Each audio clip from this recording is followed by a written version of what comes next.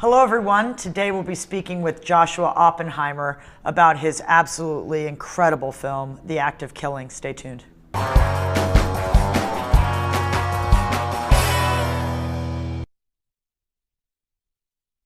In 1965, the Indonesian government was overthrown by the military. Millions of ethnic Chinese and communists, and people accused of communists who were actually just intellectuals, were executed. Anwar Congo and his friends were part of a military group, a paramilitary group, which actually carried out a lot of these brutal murders. They were what's called gangsters, and they modeled themselves largely after American movies and American movie characters. And they're celebrated to this day. Nobody was brought to The Hague. There was no intervention from the outside world. And in fact, many of their friends and people from that organization are in power in Indonesia. Joshua Oppenheimer went there and documented their attempt to reenact these murders in a movie. They're fledgling filmmakers now, and The Act of Killing really covers that process and attempts to bring to the surface some of their feelings about what they did back then, and really follows a trajectory that's quite fascinating. Joshua has worked for over a decade with militias, death squads, and their victims to explore the relationship between political violence and the public imagination. His award-winning films include The Globalization Tapes, The Entire History of the Louisiana Purchase, These Places We've Learned to Call Home. The Act of Killing has swept festivals around the world, earning over 30 prizes and awards, including the Audience and Jury Prize at Berlin, the 2013 Danish Academy Award, Grand Prize and Audience Award at the Sheffield Doc Festival, Grand Prize at Docs Barcelona, Documenta Madrid, and CPH Docs. The film tops almost every must-see documentary list of the year and is actually executive produced by Werner Herzog and Errol Morris. We are very, very honored to have Joshua in the house today. I'm so excited to talk to you about this film. I mean, it's the kind of film that begs so many questions, and you were asking me, how is it to be a talk show host when you're actually a hardworking filmmaker? And it's for moments like this that I get to actually sit down with a colleague and dig into the work. Fantastic film. Thank you so much. Yeah. How long did you work on the film? From the moment I met Anwar, which was the main character of the film, in 2005, to when we finished shooting was 5 years, and then there was 3 years of editing because there was 1,200 hours of material. So it was a long process, a whole chapter of my life. Yeah, and you said 3 years editing? 3 years editing, yeah. It was a big process. And before I met Anwar, there was 2 years of filming every perpetrator I could find in Indonesia, and before that, I'd been working with survivors of the 1965-66 genocide, which is really how the project began. Okay, yeah, I wanted to ask you how you possibly got into that, because it seemed like it would be interesting, they would break out and call you Josh. Seemed that they were very familiar with you and there was a lot of trust there. Yeah, we absolutely became close, and maybe the most important challenge that the film throws to audiences is for audiences to approach Anwar, to approach men who've killed thousands of people through my intimacy with them. So viewers become close to these men through my closeness with them, but it didn't begin that way. The journey didn't begin that way. I began in 2001, 2002 with my collaborator Christine Sin, working in a community of survivors of the 1965-66 genocide. They were plantation workers living on an oil palm plantation, a Belgian oil palm plantation, about 60 miles from Medan, North Sumatra, where we made The Act of Killing. And we were making a film with them where they were documenting their struggle to organize a union. And they desperately needed a union because the women workers were spraying a herbicide, a weed killer, with no protective clothing, and it was dissolving their livers and killing them in their 40s. And it turned out their biggest obstacle organizing a union was fear, because their parents and grandparents had been in a strong plantation workers union until 1965, had been accused of being communists just because they were in a union, and had been killed, and they were afraid it could happen again. Now, after we made that film, the plantation workers, the survivors, said, come back and let's make another film together as quickly as possible about the source of our, not about why we are afraid. That is to say, not just what happened in 1965, but what it's like to live with the perpetrators still in positions of power all around them. So we came back immediately in early 2003. And first of all, word got out that we were interested in what happened in 1965. And when that happened, the army, which is deployed in every village in Indonesia, started to show up and would no longer let us film with the survivors. We simply were not allowed the survivors were not allowed to tell their stories. And so the survivors said, okay, if we can't be filmed, around us in this village are aging death squad leaders. Perhaps you can film them and they will tell you what happened to our relatives. And that was how I first approached the perpetrators on the survivors' behalf. Wow. And when you approached, was it Anwar one of the first you met? Not at all. No. So what happened was we went to these neighbors, and they were neighbors in this small village. We would ask very general questions like, what did you do for a living? Or tell us about your youths, because we didn't know if it was safe to ask about the genocide. And to our horror and astonishment, every single time these men would answer with boastful, sort of self-glorifying but grisly accounts of mass murder, which they would tell in front of their wives, their children, but even their grandchildren. And this contrast between perpetrators who were boasting and survivors who were forced into silence. The perpetrators are telling things far more incriminating than anything the survivors could possibly have said, made me feel as though I'd wandered into Germany 40 years after the Holocaust, only to find the Nazis still in power. And from that point on, I knew that I would give this as much time as it takes to address. So we showed this very first footage with perpetrators from this small village to those survivors who wanted to see it and to the Indonesian human rights community. Everyone said, Josh, you are onto something terribly important. Continue filming the perpetrators, because you're finding out what happened, but also any Indonesian who sees this will be forced finally to acknowledge the rotten heart of this whole regime. So I filmed every perpetrator I could find, working from plantation to plantation, death squad to death squad, up the chain of command for 2 years before I met Anwar. Anwar was the 41st perpetrator I filmed. All of the perpetrators were boastful. All would take me to the places where they killed, launch into spontaneous demonstrations of how they killed, complain that they hadn't thought to bring along props to use as weapons or friends to play victims with them. And I lingered on Anwar, I think, because somehow his pain was close to the surface. And I intuited that when I met him that perhaps the boasting is not a sign of pride, but the opposite. Perhaps the boasting is a defensive effort to convince themselves that what they did was right, so that they don't have to wake up every morning, look in the mirror, and see a mass murderer. He had nightmares, has nightmares. And he opens up about that. You got so close with him that you were in his bedroom. You were in all their bedrooms. It was really remarkable.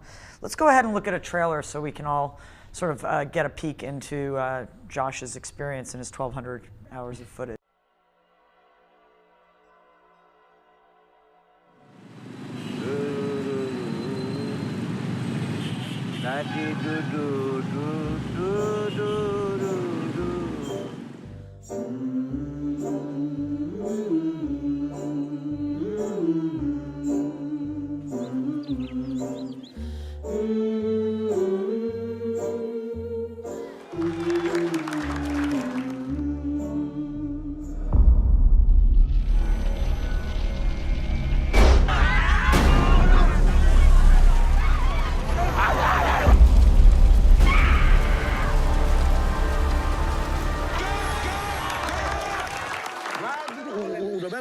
Cuman jangan lama kali nangis ya.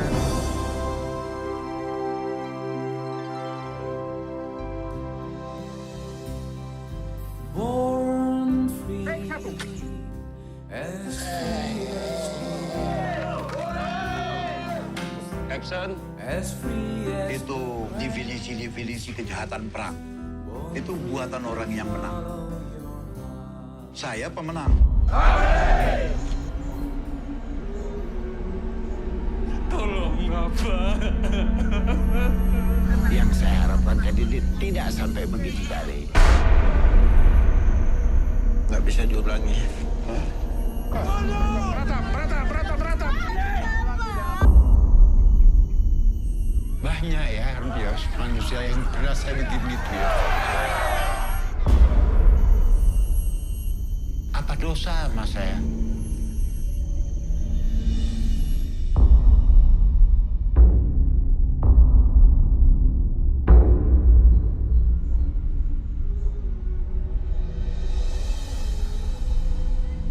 You're filming, you're going through villages, you're filming these perpetrators one after the other. You get to Anwar and does he tell you that he's wanting to make a film? How did the film within the film happen? It actually began in a way before I met Anwar, because after filming, Anwar was the 41st perpetrator I filmed. But after filming 10 perpetrators, all of whom would take me to the places they killed and then launch into these spontaneous demonstrations, sort of simple reenactments, I could see that I wasn't exactly getting testimony. You know, I wasn't getting the kind of sober testimony you expect of perpetrators of crimes against humanity that we are used to seeing in documentaries.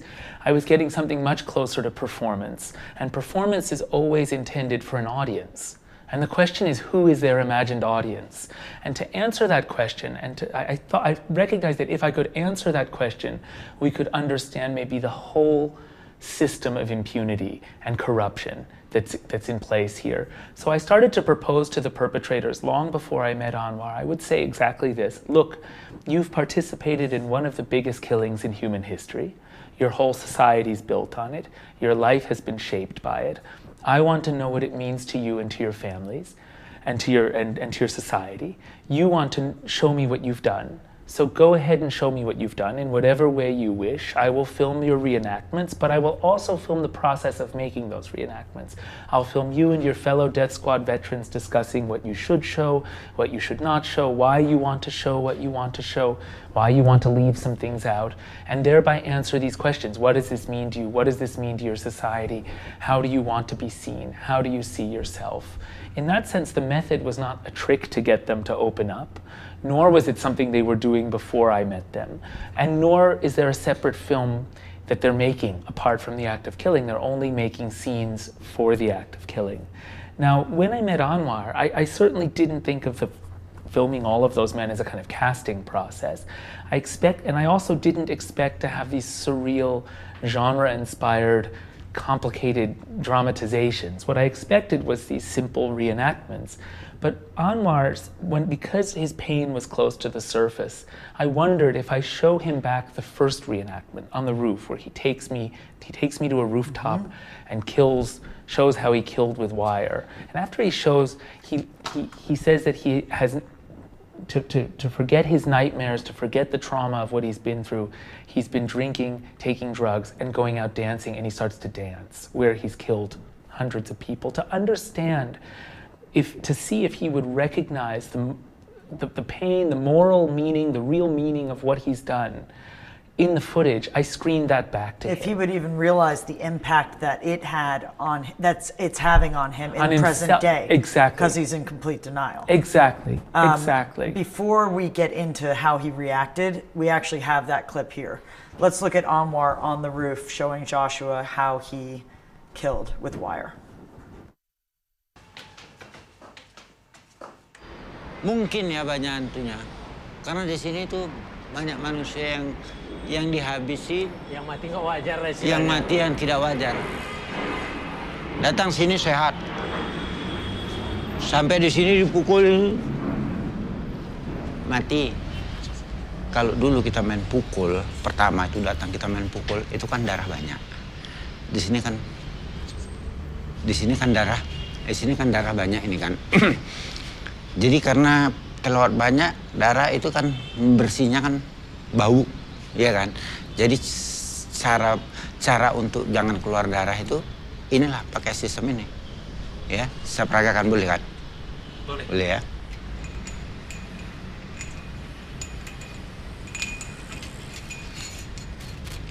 Nah, itu duduk aja sini lah. mereng lah sana. Ini. Perasaannya mesti peradaban.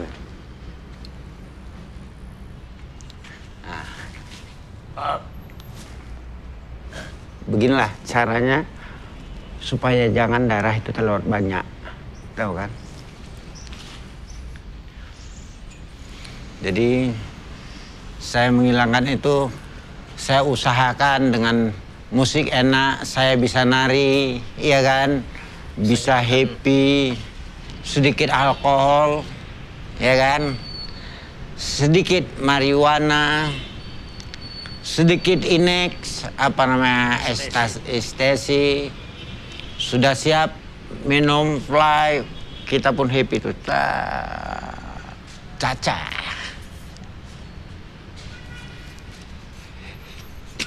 Aneh ya, caca, kita tidak tatap, cara diridap, tatititita, hehe, ha.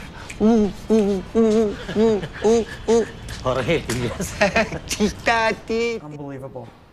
Now, was it any, before we talk about him watching it back, was it any struggle to get him to take you to the site of that? Or was he proud as punch to show you everything? I think he's not really proud. I think that none of them are proud. I think they're trying to act proud. They're trying to convince themselves that they're proud. But that was the very first day I met him. I went to his house. He was notorious. He was sort of famous. So I went to his house with a camera ready because I wanted to make sure I filmed. I wanted to make sure I got him on film and got what he did. And I arrive at his house, and his wife has guests. And he was happy to be filmed straight away, but he said, why don't I, instead of filming here because there's guests, why don't I take you to the place where a lot of these things happened, and we can talk about it there, and I can actually show you in more detail what happened. So that's like one of the first moments you filmed. It's one of my first moments with him, because in fact we didn't drive in the same car to that place. So going up those stairs, I'd spent half an hour with the man before that. Wow. And that is extraordinary, except that it was also somehow typical in that of the 40 men I'd filmed before him. Now, after this moment where he dances on the roof, I wanted to know if he would see the meaning of what he's doing there in the mirror of the footage. So I screen it back to him. And when I screen it back to him, he looks very disturbed. But he does not dare somehow say, this is awful, this is disturbing, because to say that would be to admit that it was wrong. And he's never been forced to admit it was wrong because he's remained in power ever since. And he doesn't even say, this makes me look bad, because for the same reason, to say this makes me look bad, given that it's true, would also be to admit it was wrong. So instead, he looks very disturbed, and he takes that emotion that he's feeling, I think, and displaces it onto his hair. He says, I need to dye my hair black. His clothes, he says he looks like he's dressed for a picnic, his acting. And so began a kind of 5-year process of him trying to fix whatever scene he'd shot before by embellishing it in some surreal way, inspired by his favorite Hollywood movies. Now, each time I think what he's in fact trying to do by quote unquote fixing the scene is denying what's wrong, denying what's really wrong with the scene. What's really wrong with the previous scene he shot was that he did these awful things, and it haunts him, and it's terrible, and he knows it. Right. But instead of admitting that, he proposes these surreal and superficial fixes. Now the method remained the same. From that point on, we would shoot one scene, he would watch it, respond to it emotionally, and propose the next scene. Each time, I think, trying to run away from the moral meaning of the previous scene, each time trying to run away from his pain. And it would get more and more surreal, more and more complicated, and more close to the Hollywood films that he loved. Now, when I reached, as I said earlier, I started in the countryside, but when I reached the city, it turned out the army had recruited its killers from the ranks of what were called movie theater gangsters. These were real gangsters, proper gangsters, involved with very serious organized crime, prostitution rings, drugs, people's trafficking, illegal logging, smuggling, and so on, protection rackets. But they were hanging out in movie theaters. They loved American movies. As a side business, they were scalping tickets. And the Indonesian left had, and not just the left, there was a broad-based boycott of American films in 1965 because the head of the American Motion Picture Association in Indonesia, the importer of American films to Indonesia, had been exposed in the media as being a CIA agent involved with a plot to overthrow the president. So people in Indonesia boycotted American movies, and that was threatening to Anwar and his friends' income as movie theater gangsters, and they felt offended because they loved all these stars. Elvis Presley was one of Anwar's idols, so it was like an offense to these screen idols whom they loved. And so the movie theater gangsters, the army recruited its death squads when in the city of Medan from the ranks of these movie theater gangsters, and each death squad was operating out of a different cinema. And Anwar's was the most powerful, the most notorious, operating out of the best and most glamorous cinema in Medan. Now, so as Anwar started to propose these embellishments to run away from the pain of that he felt shooting whatever we shot previously, he started to propose that the scenes should resemble the Hollywood films that he loved, and that's how the method evolved to where it goes in the film. So when I see a scene of one of his death squad partners, the big fat guy, what's his name? Well, Herman is a protege in this 3 million strong paramilitary movement. Oh, he okay. wasn't killing wasn't at the actually a time. He killer. was too young. Oh, But okay. he's a criminal and thug He's a super criminal. Yeah. Yeah. He was running for office at one point. Yeah. It's amazing. Amazing. He says, when he's running for office, he says, if I win, I'll be able to get money from everybody. There's a wonderful Because moment. I'll be able to claim their buildings are too small or too big or whatever I need to do, and He they'll all said have to pay me. He said he'd get on the board of the government that does zoning, and he would go and tell people that they violated zoning laws, and then threaten to knock down their buildings unless they pay him back. I mean, this pay may him- be pay him the money. stuff that people think about, right? Like corrupt people think about. They never say it, you know? It's what they do, but they don't. They don't say. Yeah, it. they don't talk about it. And then you watch him campaigning and shaking everybody's hands, and you're thinking, please don't vote for him. You know? But I was just going to say that basically, like, when they're looking at how to do this, he's looking at photos, right? And he's planning his outfits, and he's recommending what's best to kill in. That's right. Because that's really, if you think about it, the only accomplishment. And it's of an his interesting life, moment right? in the film because there's a moment where Anwar's showing these old photos of himself. It doesn't come near the beginning of the film, but it's the only time we see an image from that time in the film. The Act of Killing is a film without art, even though it's dealing with events in 1965. It's just definitively a film about today. And so I don't use archive footage like Claude Lanzmann's Shoah. He also doesn't use archive footage. And people have said that's given many reasons for that. But I think the most powerful reason for Shoah not using archive footage is that actually the now of the film is the time where he's shooting, where he's witnessing people go through in the early 80s and going through trauma as they remember what they did. And so just as in Shoah, the lack of archive keeps the film in the present, here too it does. And the one time we see these old images or these photos of Anwar, and I love this, ironically, the only reason we're seeing these photos is not so we get a glimpse into the past, although that's the effect on the viewer, but he's just trying to show what kind of clothes he should wear as he embellishes the next reenactment. So that's a distinct choice that you made. Was Shoah an influence? Shoah is a key influence for how cinema can address trauma in the present. Okay. Let's look at the scene where Anwar is looking at old photos. Ini saya, ini Anwar Punggung. Pak Anwar sendiri tuh. Ini sedang gulung lete ini. Sedang begele. Ini saya, ini baju kota, celana loreng, ini sepatu belang ini sebetulnya. Kita lihat elitnya ya kan. Jadi Pak Anwar, saya lebih simpati dengan Bapak pakaian seperti ini ya untuk studio. Iya. Kalau untuk Dengan di pembantaian misalnya ya Pak. pembantaian itu jin jasa. Jin seperti ini ya Pak ya. Jin ya. Pembantaian itu celana jenisnya jenis tebal Tebal ya. seperti ini. Ya, tapi ada corak-corak ke peta-peta gitu ya Pak ya. Iya boleh juga. Kecil ya? Kota kecil gitu ya. Kota-kota kecil. Karena aku tetap mengelihat macam mana cara-cara orang film. Cuman yang tidak aku ikutin pakai cara berpakaian He Elvis loved Presley. Elvis, but he didn't copy Elvis. So when I see Ehrman going around to shop owners and saying, "I need money, I need more money, put more money in there," and it seems, are they Chinese, the store owners? Yeah, and so they're terrified. And that one man who keeps putting money in the envelope seems old enough to remember what happened, probably.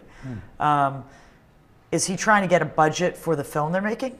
No, no. On the contrary, the gangsters talk about, Anwar and his friends talk about how at the time of the killing, they would kill anybody accused of being a communist, but the ethnic Chinese were kind of tended to be traders, and some of them had a little more money than, for example, a palm oil plantation worker who would have nothing. And so they would use those people for money. They would extort them, and those people had to buy their lives. And when they stopped paying, they would be killed. And Anwar tells this story, and then the next thing we see in the film is we see two thugs, Herman and Safit, going around a marketplace collecting money from Chinese shopkeepers, showing that essentially this extortion has never ended, and the terror lives on, and if these men don't pay, they get beaten up. We hear them being threatened with being beaten up. They're not paying for the film, and on the contrary, it was an expense for the film. Let me explain. I'm not a filmmaker who will stop at nothing to get what I want. The film looks like it goes to places I think that you rarely see in documentary, and that of course takes determination and some ambition, but it doesn't necessitate committing crimes and being evil and hurting people. When Herman and Safit, the two thugs who go around collecting money, said they wanted to do this, they proposed it as a day in the life. They do this every day. Do you want to film me? My crew said, Josh, you must, my Indonesian crew said, you must film this because this happens in every market in Indonesia and it's every day and it's never filmed. And I had to think very hard, how can I do this without becoming an accessory to the crime? I didn't want my cameras and my presence to make the Chinese shopkeepers more afraid. Now suddenly these men who visit them every week asking for money have their own TV crew. They have so much power, they can do this on TV. I really didn't want that to happen. So what I decided to do, but I also knew I had to film it. So what I decided to do was to tell Herman and Safit to move along 50 yards or so after they collected the money and wait for me. And I said I would get a release form signed because that would necessitate a conversation. But what I was really doing was paying everybody back and explaining why we were there. And for that shoot, they extorted 30 people that day, and we spent 1,500 euros that day. So they were taking about 50 euros per shop. That's a significant amount of money for a market stall. And 1,500 euros shooting a day in the life was a significant amount of money for us too. But I felt it was really important because I didn't want those shopkeepers to think that you were complicit, or to think that the cameras somehow were lending some kind of power. Or authority to the thugs. And a new level of impunity to them, that they could do this on Incredible. camera. Very smart move. I was thinking you would say that was a hidden camera, you know, something like that, but you actually went back and made right. I wish you were there every day for those people. Well, I would be bankrupt very quickly. Speaking of which, these people saw scenes as you filmed it. They also ostensibly saw the entire film at the end. Yeah. Do you expect, what was the reaction, and do you expect any sort of positive change or swing towards making things right in Indonesia? Yeah. Well, first of all, Anwar saw, when he saw the finished film, it was just over a year ago. He was quite emotional. I think you can't be the main character of this film without being moved, without being emotional. He saw the film and was tearful. He was crying. He was silent for a long time. Eventually, he went to the bathroom and pulled himself together and came back and spoke. And he said, Josh, this film shows what it is like to be me. And I'm relieved. The other thing he said, I'm relieved to have finally been able to show what this means. I've been talking about it my whole life, but I never talk about what it means. no one ever wants to hear what it means. And Anwar and I remain in touch every 3 to 4 weeks. And in some ways, I think we may always remain in touch, maybe not that often, but we may always remain in touch because we've been through a very long, very intimate, very painful journey together that has changed us both in ways that it will take a long time to fully understand. The most wonderful part of releasing The Act of Killing has been the effect that it's had in Indonesia. Our whole strategy has been to avoid the film being banned in Indonesia, because if the film is banned, it becomes a crime to watch the film at all. And if it's a crime to watch the film, that's an excuse for the paramilitary groups, the army, hired thugs in Indonesia to physically attack screenings. That, of course, would make people afraid to watch the film, and it would be dangerous to watch the film. So we knew that to release the film, we had to screen, before we could screen it widely, we had to build up very high-level political and cultural support for The Act of Killing. So all last autumn, we held screenings for Indonesia's leading filmmakers, celebrities, artists, intellectuals, human rights advocates, survivors at the National Human Rights Commission in Jakarta. All those people said everyone in Indonesia needs to see this film right away. They took the film back to their communities and held screenings by invitation, because an invitation-only screening doesn't have to pass the censors. They did that on the 10th of December last year. That was International Human Rights Day. We started with 50 screenings in 30 cities. But even though they were by invitation, the average screening size was about 200 people each. So a lot of people saw it right on the first day. It grew wider from there. As of the summer, we reached 1,100 screenings in 118 cities. And the film became available. We made the film available for free download for anyone in Indonesia on the 30th of September this year. That was the anniversary of the start of the atrocities. In the first day, there were 6,500 downloads, so it was a much higher uptake than we expected. And the film has, above all, the impact in the media has been astonishing, and it's meant that when we had these, by the time the summer rolled around, almost all the screenings were public and the film still wasn't being banned. The media has basically broken a 47-year silence on the genocide, reporting on the genocide as a crime against humanity for the first time. The editor of Tempo magazine, the largest news publication in Indonesia, called me after watching the film a year ago and said, "Josh, there was a time before the act of killing, now there's a time after the act of killing. He said, I have been censoring stories about the genocide ever since I took this job. I won't do it anymore because I don't want to grow old as a perpetrator." And his magazine came out with a special double edition of the magazine, packed with 75 pages of boastful testimony from perpetrators gathered by a team of 60 journalists from all over the country, plus 25 pages about the movie. It sold out immediately. They reprinted it. It sold out again. They reprinted it. It sold out again, because Indonesians were astonished that this Holocaust that everybody knew had happened was suddenly filling the pages of the most important news publication after never appearing in the media before. The film has come to Indonesia like the child in the emperor's new clothes, just as the survivors and the human rights community wished it would when they first said, "Film the perpetrators." Wow. It has opened a space for Indonesians to talk about the need for justice, the need for a fight against impunity, the relationship between genocide and terror and corruption and thuggery. For the first time, the government there? Without fear. I mean, that's incredible, and congratulations, and that's a dream that every doc filmmaker holds, I think, when they go into a situation, especially something like that. You look at Kirby Dick and what he's managed to pull off in the American military with rape. We look at the few films that really have a huge, massive impact outside of the cinema, off the screen, and bring real physical world action. And so, congratulations, and thank God you've managed to pull that off. But what is going to happen now? You just mentioned 65 pages or some odd of perpetrator testimony.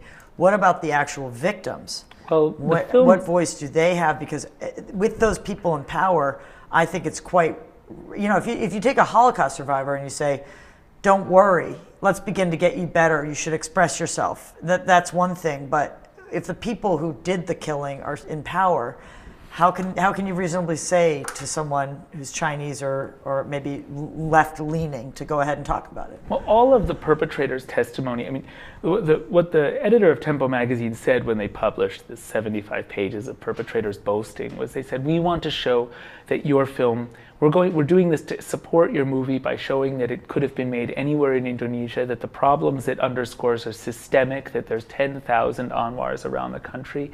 That has opened a space for survivors in the human rights community to demand a truth commission, a reconciliation process, a national apology, and justice on the basis of those first three things. Justice.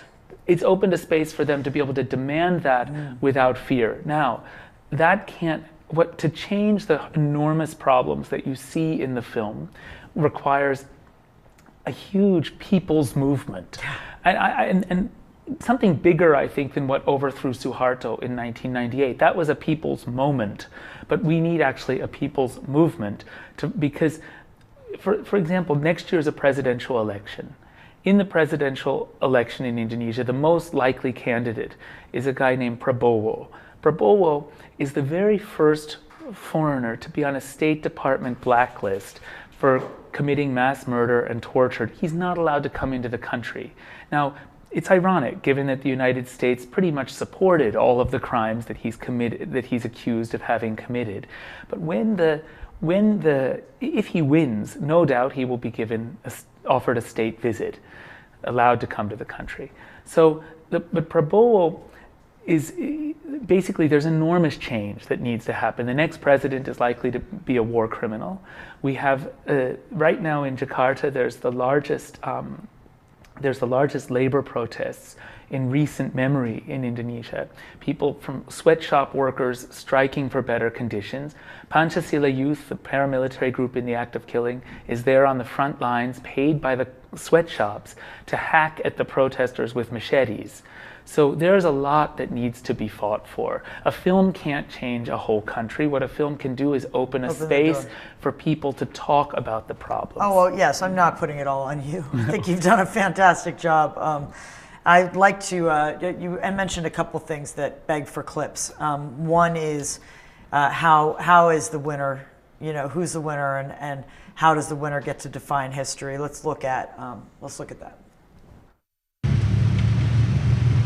Bukan maksud saya membuat keadaan tidak nyaman, tapi saya ingin kembali ke pernyataan Bapak.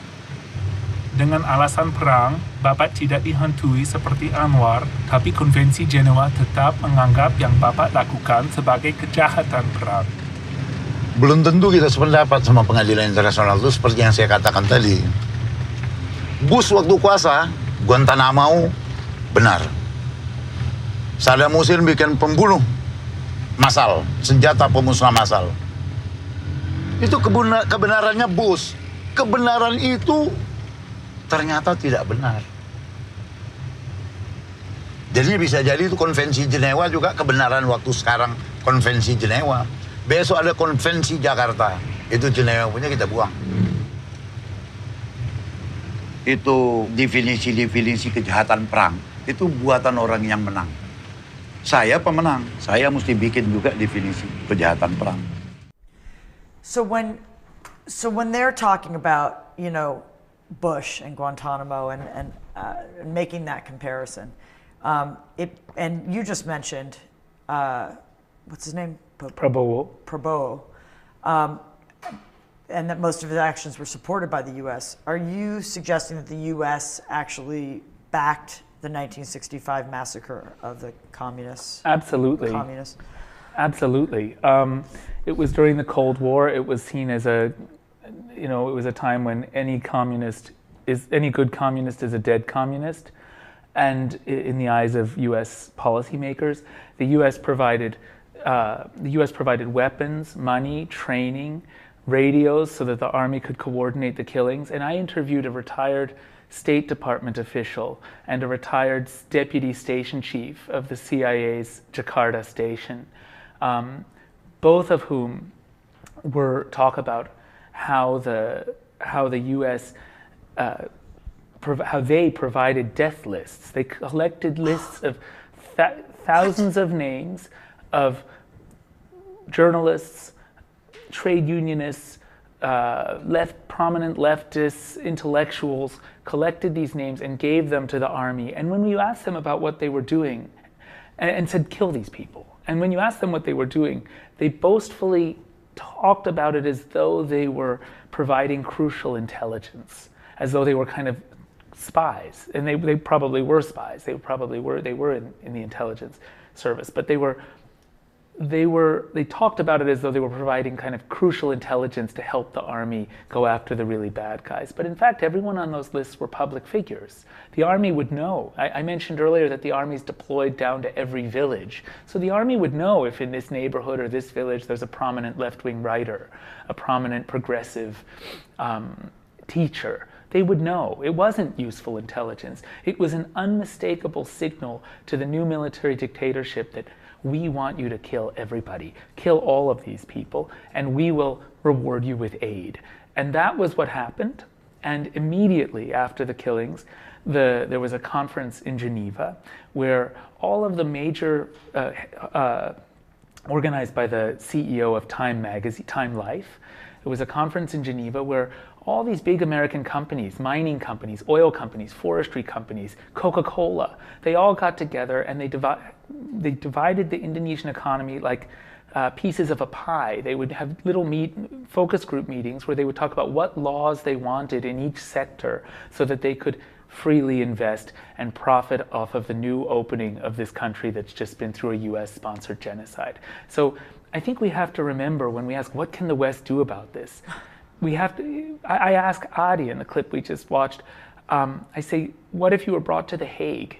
And he says, bring me to The Hague, I'll become famous. But there's a line that's not in the film right after that where he says to me, Josh, come on, you know I won't be brought to The Hague. It's not in the West's interest for me to be brought to The Hague. And so we have to remember, and he's absolutely right, we have to remember when we ask what can the West do, that the 1965 genocide, the 32 years of military dictatorship, which involved also the invasion of East Timor and the killing of 1/3 of the population there, the ongoing use of gangsters in politics, the enormous corruption. This is the West's vision for Indonesia. And not just Indonesia, but so many other countries across the global south that produce everything we buy. I'm wearing a t-shirt now from H&M that I picked up for something like $6. And when I was clipping off the tag, I noticed it said made in Bangladesh. And just like those oil palm plantation workers, those women who were spraying weed killer for a Belgian company and dying as they to make oil palm for skin cream and margarine, the workers who made this may be buried in a pile of rubble because the H&M factory collapsed last summer, killing virtually everyone in it, and did so because the building was unsafe, the conditions were unsafe, there was no union because the workers were both desperately poor and also too oppressed for them to be able to organize a union. So we have to remember that the reality we see in the act of killing is not some freak aberration on the other side of the world. It is the underbelly of the reality right here. It's how we live. It's how we live. It enables our perceived wealth and plenty, abundance, and our abundance. And it's a metaphor. It's indentured servitude on a global level. Exactly. And it was, I mean, we owe a great apology to all of those victims' families, you know, in reality. I'm really, I'm glad that you stated all of that, and we'll make sure that everybody sees that clip. I want to look at sort of Anwar's friend who comes to town, who I don't know what Anwar told him necessarily about what he was getting into, but he was sort of the first one. It's Adi. He was the first one who said, "What are you doing? What are we doing here? Maybe we shouldn't let this out, right?" So let's look at cruelty and the image.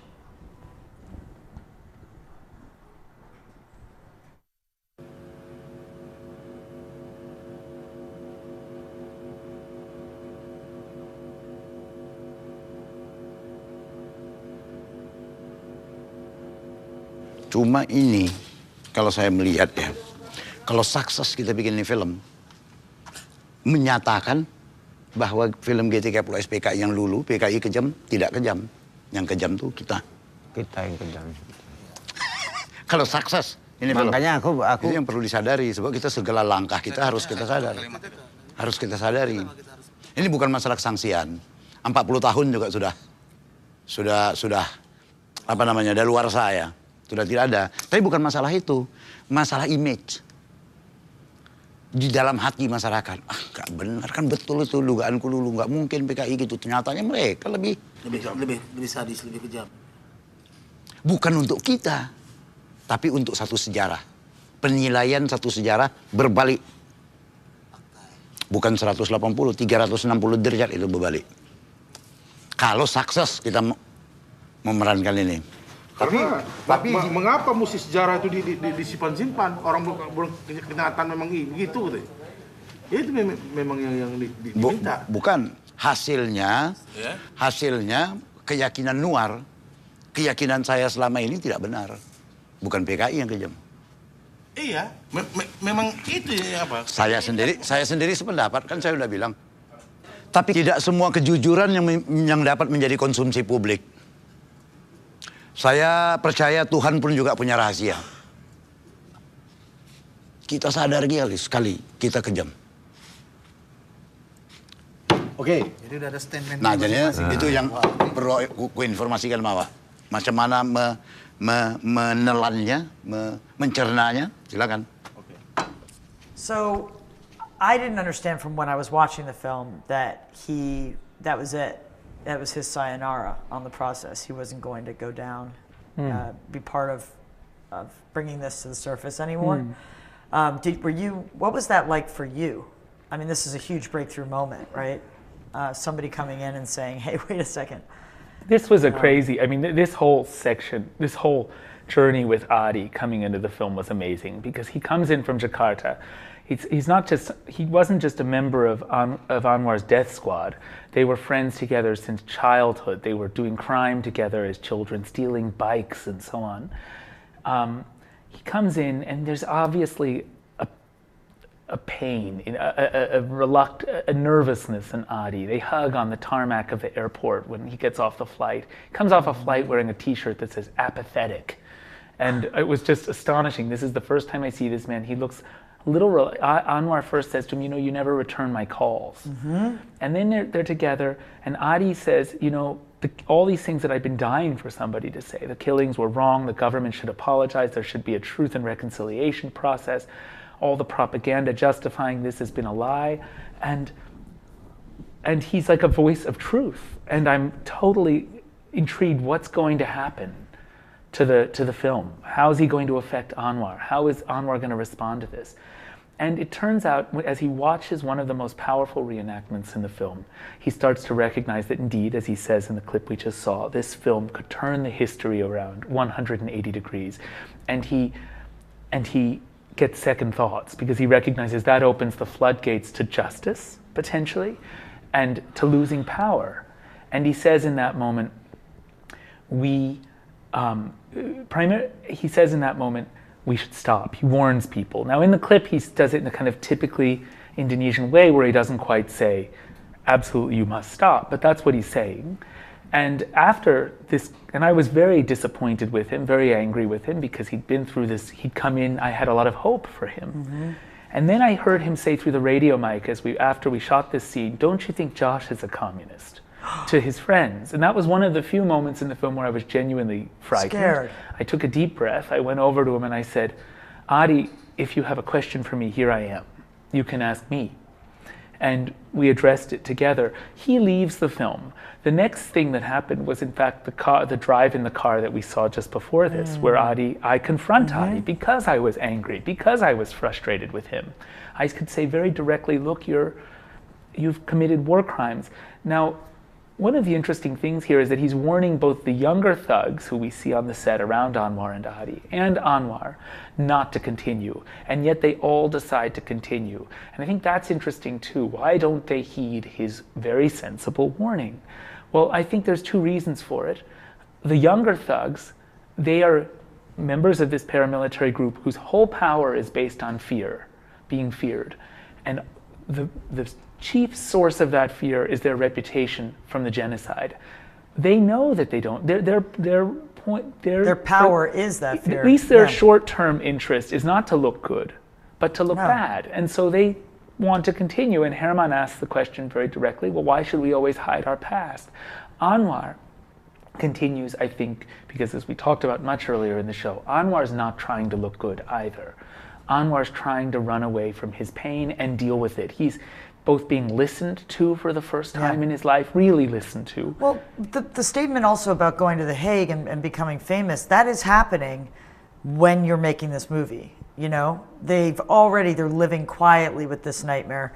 If they bring it to the world, not only might their power rise and the fear rise within the people remembering this, but also they get to be famous. And of course, for gangsters, when you have a regime of killers who are in power, they don't understand, in fact, the difference between fame and notoriety, being famous and being notorious, is meaningless.